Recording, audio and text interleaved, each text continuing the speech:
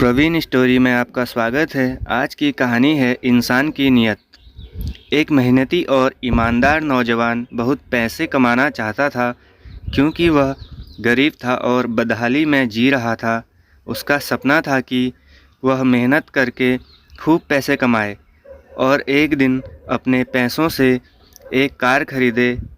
जब भी वह कोई कार देखता तो उसे अपनी कार खरीदने का मन करता। कुछ साल बाद उसकी अच्छी नौकरी लग गई, उसकी शादी भी हो गई और कुछ ही वर्षों में वह एक बेटे का पिता भी बन गया था। सब कुछ ठीक चल रहा था, मगर फिर भी उसे एक दुख सताता था कि उसके पास उसकी अपनी कार नहीं थी।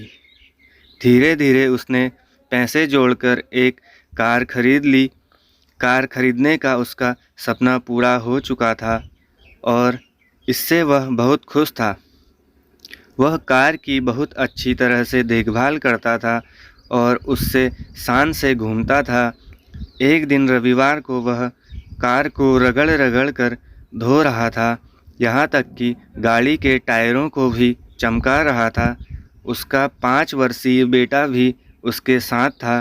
बेटा भी पिता के आगे पीछे घूम घूम कर कार को साफ होते हुए देख रहा था। कार धोते धोते अचानक उस आदमी ने देखा कि उसका बेटा कार के बोनट पर किसी चीज़ से खुरच खुरच कर कुछ लिख रहा है। यह देखते ही उसे बहुत गुस्सा आया। वह अपने बेटे को पीटने लगा। उसने उसे इतनी ज़ोर से पीटा कि बेटे के हाथ की एक उंगली ही टूट गई। थोड़ी देर बाद उसका गुस्सा शांत होने पर उसने सोचा कि जाकर देखूं कि कार में कितनी खरोंच लगी है।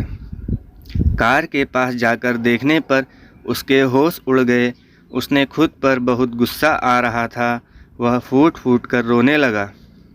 कार पर उसके बेटे ने खुरच कर लिखा था, पापा आई लव यू। यह कहानी हमें यह सिखाती है कि किसी के बारे में कोई गलत राय रखने से पहले या गलत फैसला लेने से पहले हमें ये ज़रूर सोचना चाहिए कि उस व्यक्ति ने यह काम किस नीयत से किया है।